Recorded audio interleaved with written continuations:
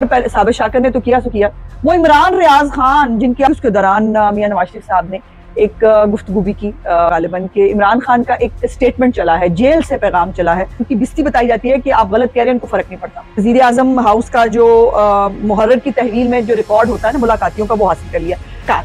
शहजाद अकबर ने कराई, वो बाहर देखा ना, बाहर बैठ के ऐसे ऐसे वो भाषण दे रहा है।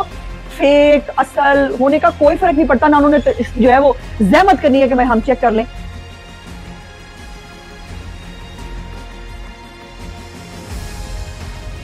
अस्सलाम वालेकुम। टुडे विद नज़मा बुखारी के आज के ब्लॉग के साथ हाजिर खिदमत हूँ। और आज अभी तक मैं पार्टी ऑफिस में हूँ और मैंने कहा इससे पहले कि फिर छुट्टी हो जाए और मैं ये ना कर सकूँ, तो मुझे फटाफट जो है यहाँ पर 10 मिनट लेके ये काम कर लेना चाहिए, जिम्मेदारी पूरी कर लेनी चाहिए।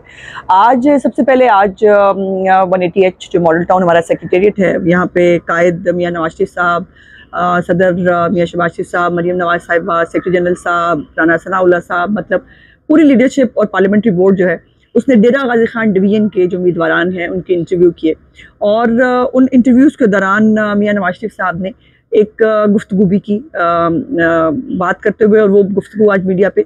जो है वो जारी भी की गई, जिसके अंदर उन्होंने इस बात का इजहार किया कि जो पाकिस्तान जो तरक्की कर रहा था, उनके दौरे हुकूमत में जो पाकिस्तान आगे बढ़ रहा था, उसमें उनको क्यों जो है वो निकाला गया, उनको उनके ऊपर गलत केसेस बनाए गए, और साकिब निसार और फैज़ हमीद जो है वो इसके रूहे रवां थे। और इसका जो उनका हमेशा से जो इन फैक्ट्स के ऊपर वो प्रेस करते हैं, उसी का इजहार उन्होंने आज फिर भी किया। और जो डेरा गाजी खान डिवीजन है उसमें तकरीबन बहुत सारे जो हल्के हैं उनके अंदर कंसेंसस है, और जिनके अंदर कंसेंसस नहीं है उसके अंदर एक कमेटी बनाई गई है जो अभी तक जो है वो काम कर रही है और कंसेंसस पे जो है वो पहुंचने की कोशिश की जा रही है। तो और उसके बाद फिर राना सनाउल्लाह साहब ने, उसकी ब्रीफिंग भी आपने देखी होगी, उन्होंने प्रेस कॉन्फ्रेंस के ज़रिए उसकी ब्रीफिंग भी जो है वो मीडिया को दी। अब दो बड़ी इंपॉर्टेंट बातें हैं जो आप तक पहुंचानी है। एक तो जो रियासत मदीना का जाली सादक और अमीन जो शख्स है, उसने 190 मिलियन पाउंड वाली जो डील है वो कैसे की थी, और उसकी इनसाइड स्टोरी क्या है, ये मैं आपको थोड़ी देर में बताती हूँ। लेकिन उससे पहले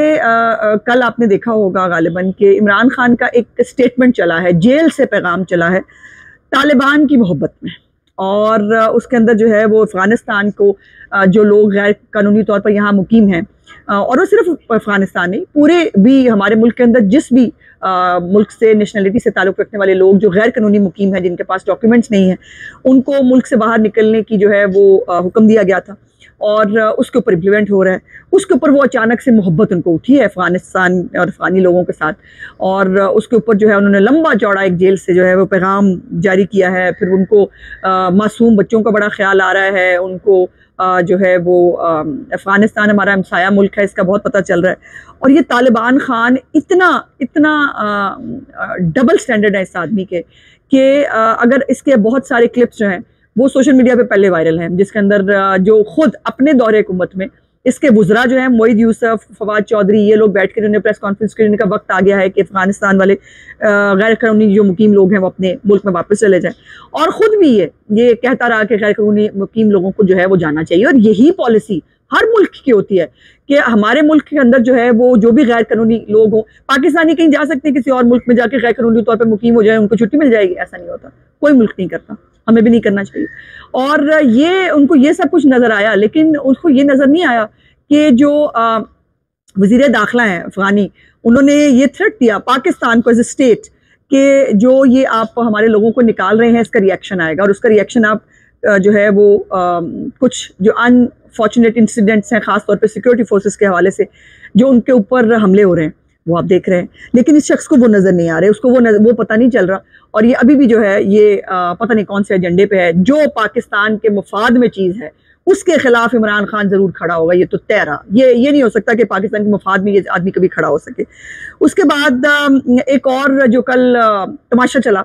वो ये है कि जो ये फेक पार्टी है ना, जिसका लीडर भी फेक है, जिसका मतलब क्या क्या फेक है, अब मैं बताऊं तो मतलब गल बहुत आगे तक पहुंच जाती है।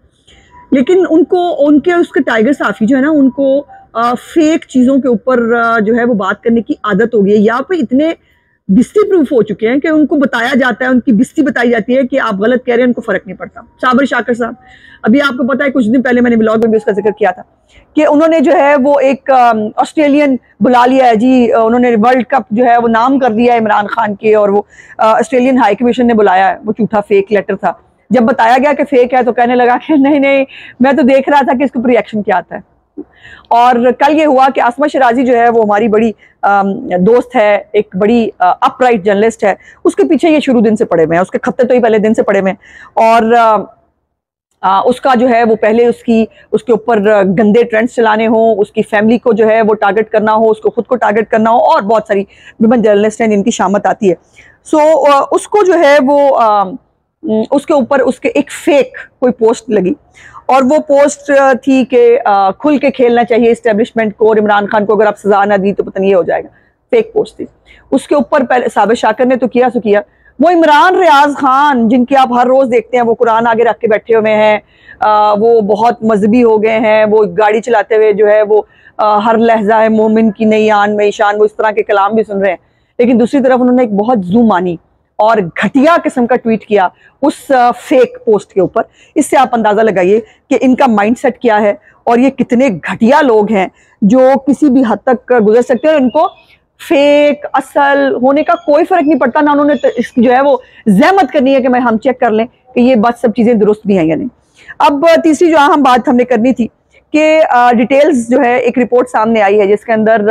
190 मिलियन पाउंड्स की डील कहाँ और कैसे हुई, उसकी कुछ तफसीलात सामने आई हैं जो मैं आप तक पहुंचाना चाहती हूँ।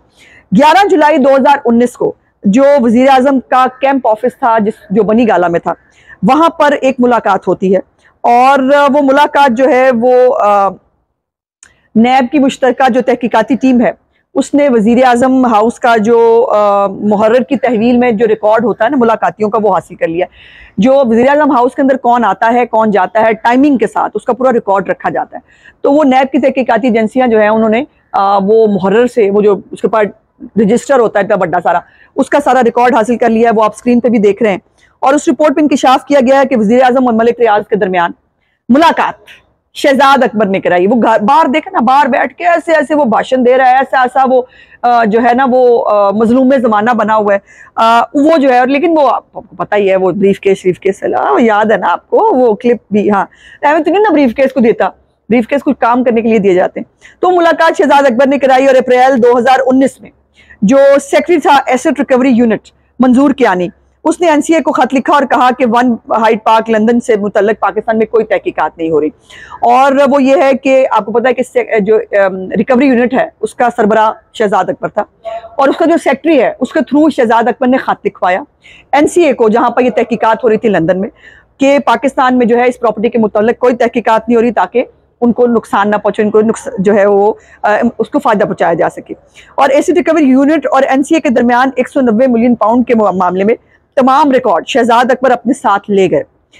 जब वो गए हैं तो अपना रिकॉर्ड सारा समेट के वो साथ लेके गए हैं। रिपोर्ट में इंकिशाफ हुआ है कि एनसीए के साथ बातचीत का भी कोई रिकॉर्ड एसिड रिकवरी यूनिट में मौजूद नहीं है। ये मतलब आप उनकी चोरी करके उसके बाद लपेटना भी खत्म है कि चोरी की, साथ में पूरे सबूत जो है जाते जाते लपेट के अगला साथ ले गया कि कोई मैं निशान ना छोड़ू। लेकिन अब तो यहाँ पर हर चीज जो है वो रिकवर की जा सकती है, फोनों से की जा सकती है, कंप्यूटर से की जा सकती है, ये तो किसी चीज की वो है ही नहीं। अच्छा, 2 दिसंबर 2019 को शहजाद अकबर ने मुंजमद अकाउंट्स जो हैं वो मलिक रियाज की फैमिली को जो है पाकिस्तान वापस भेजने का नोट काबीना से छुपाया। इस पर वफाकी वजीर जुबैदा जलाल ने जो है मौके पर इख्तियार किया कि ये पाकिस्तान का पैसा है, इस पर बहस होनी चाहिए, लेकिन